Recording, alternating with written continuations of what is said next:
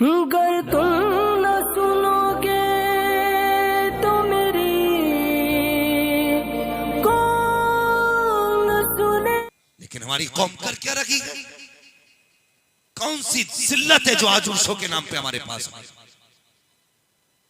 जाओ जाके देखो उर्सों में औरतें ज्यादा मर्द कम। कितने लोग बुजुर्गों के मजार पे कुरान खानी करते हैं जाकर के। जाएगा 4 दुकानें घूमेगा, इससे खुलाना खरीदा, उससे गुब्बारे खरीदे, उससे तमाशा खरीदा, उससे आइटम खरीदा, चल दिया, हो गया उर्स। बुजुर्ग राजी हो गए। हम कहां हैं? किस दुनिया में हम जी रहे हैं? कभी अल्लाह वालों से पूछो, बताओ ये जो मेले लग रहे हैं तुम्हारे मजारों पे, इसकी वजह क्या है? क्या तुम भी तमाशे देखते थे? तुम भी मुकाबले देखा करते थे? क्या करते थे तुम? तो आज भी मजारों से आवाज आएगी, नादान। हम जमीन पे थे तो हम अल्लाह रसूल की बातें करते थे। जब से जमीन के नीचे आ गए हैं, जमाना हमारी बातें करने लग गया। मस्जिद में होता क्या है? नमाज। इस्लाम ने औरत को मस्जिद से क्यों रोक दिया? गौर किया इस बात पर? सिर्फ उसकी इज्जत की हिफाजत के लिए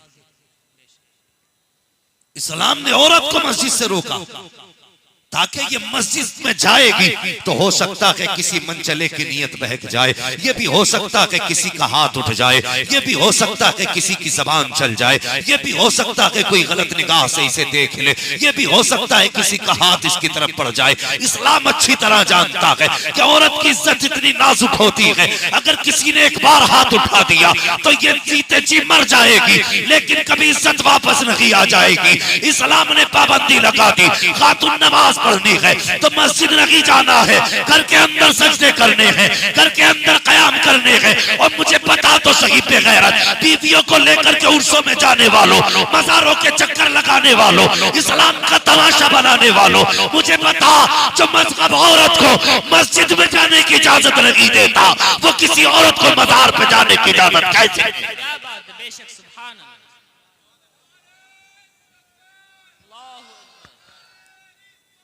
या रसूल अल्लाह जिंदाबाद।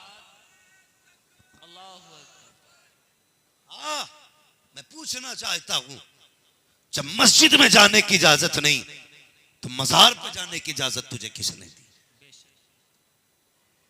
हम बेवकूफ बनते जा रहे। कहते बीवी ने वहां पे पतीला बोला था तो ठीक हो गई, इत्तेफाक हो सकता है। शरीयत की हदें तोड़ करके कभी खुदा की रहमतें किसी के साथ नहीं आती। याद रखना मेरी बात, और याद रखिए बरेलवी हूं, कोई मुझे वहां भी ना जाने। मेरा अपना एतकाद यह है कि मुझसे पक्का कोई बरेलवी नहीं तुम में, मगर सच्ची बात है, मैं आईना हूं, दिखाऊंगा दाग छेदे के, जिसे खराब लगे सामने से हट जाए। क्या बात है? क्या किया हमने? हमने औरतों को मज़ारों पर जाके रख दिया। अल्लामा शमीम साहब, एक बाबा के पास जाने का मौका मिला। हम ढूंढते कोई अल्लाह वाला मिले, लेकिन ऐसा हो जो निगाह डाले तो बातिन साफ कर दे, ऐसे की तलाश रहती है। लेकिन मजबूरी में वैसे के पास चले गए। कौम कितनी अंधी है बताइए। हमारी कौम अगर हम किसी की बेटी की तरफ निगाह उठा दे तो लाजिम है हर बंदे के लिए कि वो हमारी आंख निकाले। मजार पर जाने को जो तुम बहुत बड़ी नेकी समझ रही हो, और समझती हो कि मजार पर चले जाने के बाद हमारे पाप धुल गए, हमारे गुनाह धुल गए, बहुत बड़ा काम हमने कर लिया, तो इमाम इश्क मोहब्बत, इमाम अहले सुन्नत, सरकार आला हजरत, जिनके मसलक आला हजरत का नारा हम लगाते हैं, इमाम आला हजरत से पूछा गया, उन्होंने अपनी किताब फतावा रज़विया में नकल किया। एक बुजुर्ग से पूछा गया कि बताइए, औरतें मजार पर जाती हैं तो उनको कितना सवाब मिलता है? औरतें मजार पर जाती हैं तो उनको कितना सवाब मिलता है? मैं देखिए उलमा के लिए कोई नई बात नहीं कर रहा हूँ, ये सब जानते हैं इन बातों को। इसके बावजूद भी ये जगह हैं, बेदार हैं, ये मेरा हौसला बढ़ा रहे हैं। आपको समझाने के लिए बोल रहा हूं, ये तो सब जानते ही हैं। आप सुनिए, तो पूछा गया कि औरतें मजार पर जाती हैं तो उनको कितना सवाब मिलता है? तो जवाब देते हैं कि सवाब न पूछो, ये पूछो कि अजाब कितना होता है। सवाब न पूछो, ये पूछो कि अजाब कितना होता है, गुनाह कितना होता है। जब ये घर से निकलती हैं तो अल्लाह की लानत शुरू हो जाती है, फरिश्तों की लानत शुरू हो जाती है। और जब मजार के करीब जाती है तो जिस मजार को देखने और जियारत करने जिस बुजुर्ग के मजार के पास जाती है वो बुजुर्ग भी लानतें बरसाते हैं, वो भी लानत बरसाते हैं। अब अंदाजा फरमाए कब तक?